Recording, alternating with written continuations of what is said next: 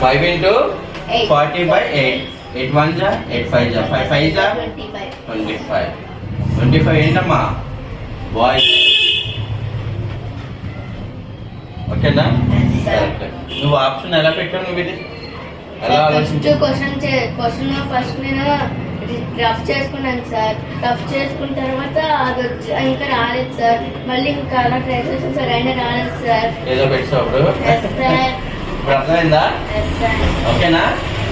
Boys boys 5 కదమ్మా. ఇది ఎన్నోది? ఇది 43.